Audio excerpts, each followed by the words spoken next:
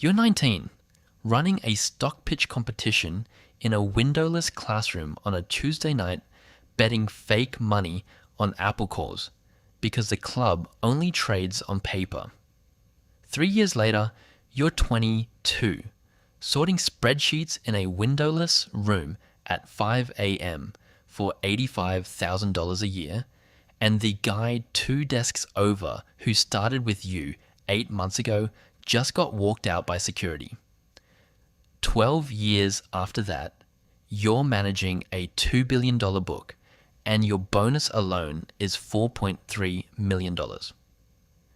Between the folding chair in that classroom and the desk that pays 8 figures a good year sits a floor where roughly 9 out of 10 people who start where you started don't make it to the 5th year. Nobody warned you that the ladder here isn't about being smart. It's about being the one still standing. This is every level of a Wall Street trader's career in America and what it actually costs to climb. If you like breakdowns of how careers actually progress, like and subscribe so you don't miss the next one. Level 1, the club kid.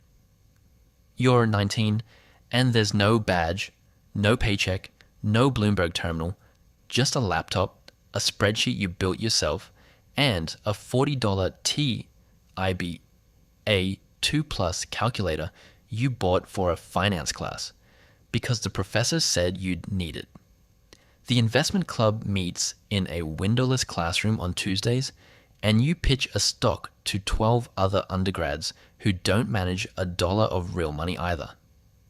You build your first discounted cash flow model and get the terminal growth rate wrong, so the valuation comes back absurd, a company worth more than the entire stock market.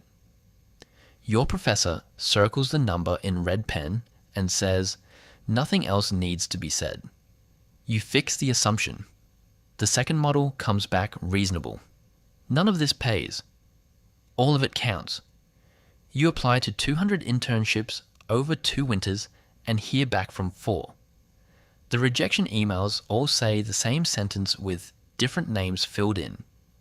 Then one bulge bracket calls back for a super day. 6 interviews in 1 day, and the interviewer asks you to price a swap on a whiteboard with a marker that's almost dry. You get it half right. That's apparently enough. You get the internship.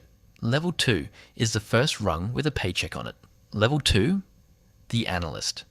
The internship converts to a full-time seat, and the base salary lands at $110,000 with a signing bonus of $10,000 that clears before you've done a single day of real work.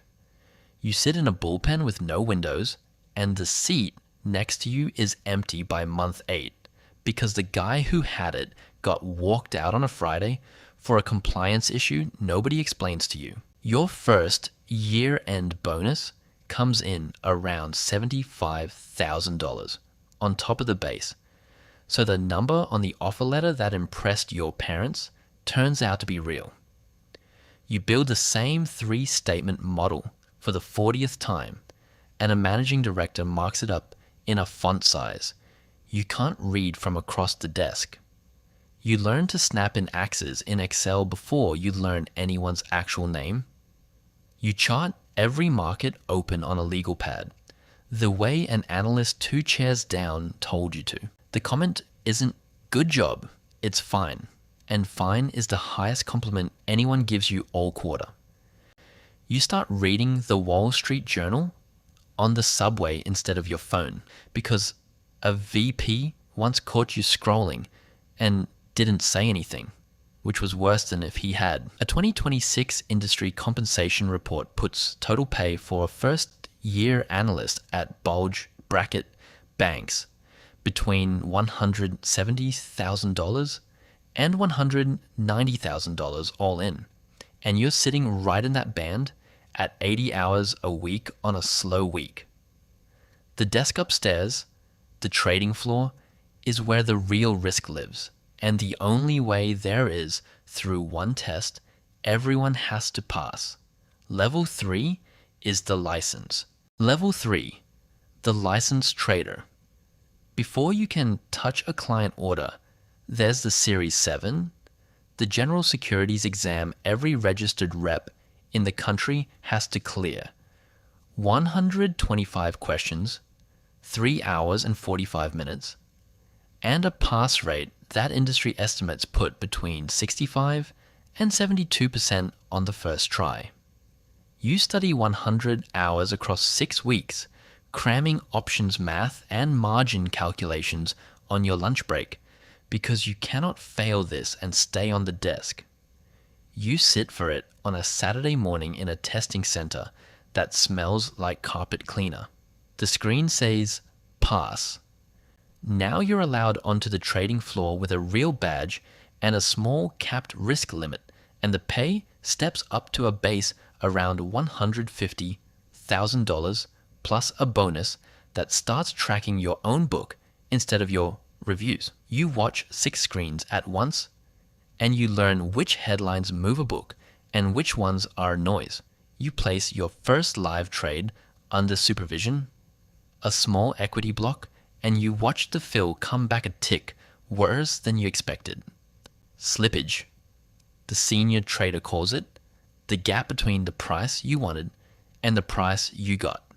And he tells you to get used to it because it never fully closes. You mishandle a client order once, size it wrong by a decimal, and the desk head catches it before it prints. He doesn't yell. He just says, check twice, trade once, and walks away. And that sentence replays in your head every morning for the next year. You stop trusting your first read on a headline and start waiting for the second one. The floor is loud, but you learn which alarms mean nothing and which one means the desk head is about to stand up. Level 4 is where you stop watching someone else's risk and start running your own, getting logged as viewer, and afterward your firm rolls out a protected Saturday, no emails from Friday night to Sunday morning, except during a live book blow-up. You take the protected Saturday twice that year. The rest of the year, the book doesn't protect itself. Level 5 is the seat everyone on the floor is actually trying to reach. Level 5, the managing director. You make MD, and the title changes the room, not just the paycheck. Base moves to somewhere between $475,000 and $600,000 depending on the desk, and in a strong year, the all-in number, base plus bonus, can clear 7 figures and push toward 8. You run the desk's biggest positions now, and a single incorrect trade ticket at this size can cost the bank millions in the time it takes to notice. You give the morning call, the 2-minute read on where rates or credit or equities are headed, and 40 people on the floor take your call at face value, which is a kind of promotion nobody writes down. You stop being evaluated on any single trade and start being evaluated on whether the desk as a whole makes money through you. A junior VP brings you a position that's bleeding, and instead of taking it over, you walk him through cutting it himself, because teaching the process is now half the job.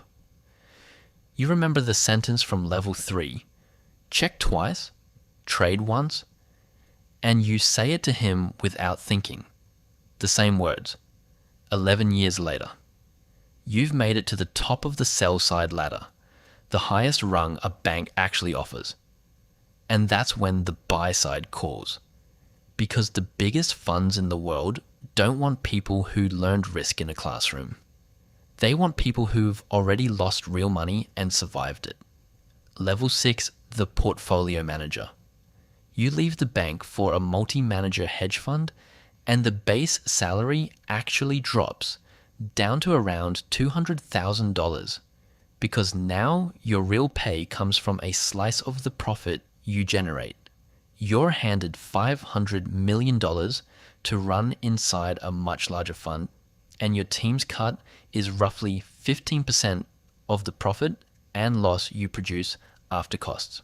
A solid year, a 3% return on that book works out to $15 million in profit, and after expenses, your team's share lands near $2 million, most of which flows to you as the PM.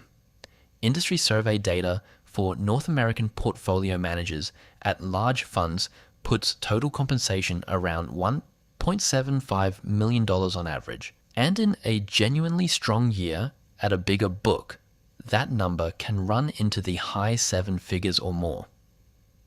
You no longer answer to a desk head. You answer to a risk committee that can pull your capital entirely if you have one bad enough month.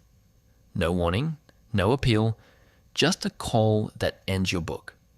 You run tighter risk than you ever did at the bank, because now a bad month isn't a bad quarter, it's the fund deciding you're done. You still keep the same TIBA 2+ calculator in your desk drawer. The one from the investment club 13 years ago, dead battery, useless for anything real now. But you never threw it out. Here's the part nobody tells the 19-year-old in the windowless classroom. At the top of the ladder you just climbed, you're pulling seven figures in a great year, running real institutional capital, answering to a risk committee that can end you with one phone call.